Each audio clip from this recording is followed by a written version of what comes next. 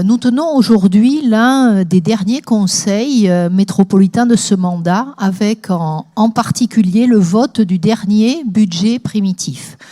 Le budget, c'est le levier de notre action politique.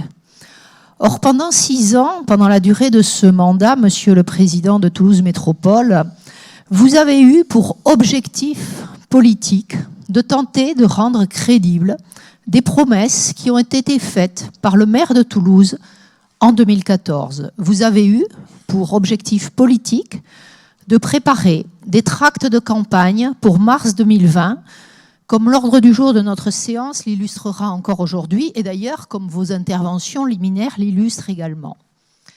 Le président de Toulouse Métropole a promis des plans sans financement. Il a promis, souvenez-vous, la LGV, la ligne à grande vitesse Bordeaux-Toulouse, qui ne sera pas inférieure à un coût de 10 milliards d'euros. Nous en trouvons trace dans les comptes de notre métropole.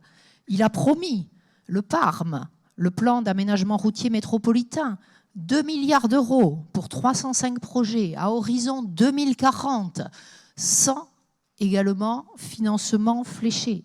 Il a promis la 3e ligne de métro, alors vous en avez parlé également, qui, il ne faut pas l'oublier, initialement était prévue toulouso-toulousaine, une ligne à près de 3 milliards d'euros. Et vous voulez enfermer d'ailleurs ce sujet dans un débat binaire en l'extrayant de son contexte global, en particulier du contexte du financement et des impacts de ce financement de cette 3e ligne de métro.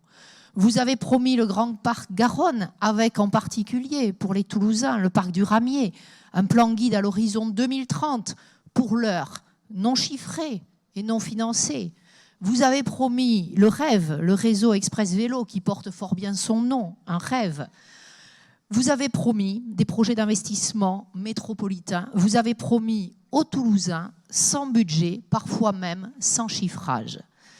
Mais ce que les Toulousains et les métropolitains veulent savoir, c'est qu'est-ce qui a changé depuis 6 ans dans leur vie, dans leur quotidien, concrètement, au-delà de la production de dessins en 3 dimensions, au-delà des rêves.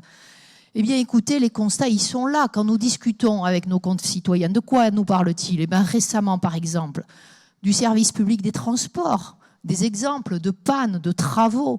Quand est-ce que les usagers vont pouvoir utiliser correctement, effectivement, les transports en commun? Certains s'interrogent.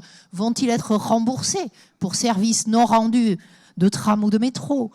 Qu'est-ce qui a changé depuis 6 ans? Les impôts, quand même, comment ne pas l'oublier? Les impôts des ménages qui ont augmenté, les impôts des entreprises avec la CFE qui ont augmenté. Ça, c'est la réalité, c'est le concret des métropolitains. Et puis, deux sujets particulièrement importants et compliqués à traiter. La pollution de l'air a augmenté et la congestion automobile a explosé. Et ces 2 évolutions défavorables depuis 6 ans au mieux vivre des métropolitains vont se poursuivre. Par exemple, si vous confirmez un sujet à l'ordre du jour, votre choix de la jonction routière Est. Cette jonction Est, c'est l'exemple type de l'incohérence entre vos paroles et vos actes. Cela explique, par exemple, que vous ayez refusé de vous engager à ne prendre que des décisions dont les impacts seraient positifs ou neutres sur l'évolution du climat et de la biodiversité, sur la qualité sanitaire de notre environnement. C'est incohérent avec votre grande déclaration lors du vœu de juin 2019 sur l'urgence écologique. Alors oui, effectivement, il y a un fossé, un gouffre entre vos paroles et vos actes. Vous avez utilisé ces 6 années pour préparer des tracts pour la campagne municipale 2020 de Toulouse. Et j'ai envie de conclure en vous disant qu'il serait fort opportun que nous lisions tous, et vous en particulier avec beaucoup d'attention, les éléments de travail du CODEV qui est intervenu en début de notre séance.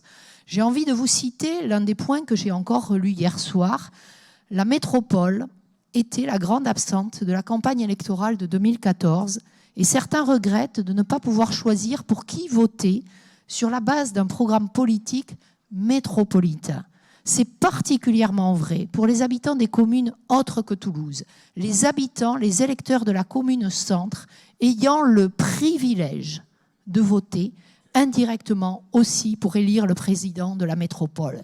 Il faut que nous gardions tous en tête cela. Cela a été écrit dans les derniers documents qui nous ont été remis sur table aujourd'hui.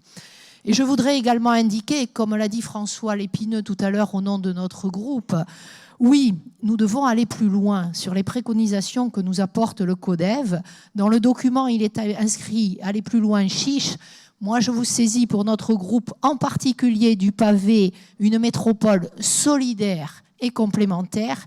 Et par exemple, dans les propositions du CODEV, sur ces points qui font le quotidien des métropolitains, la pollution, les transports, eh bien, relisez avec beaucoup d'attention la proposition créer une autorité organisatrice des mobilités, rallumer l'étoile ferroviaire pour développer une politique des trains du quotidien.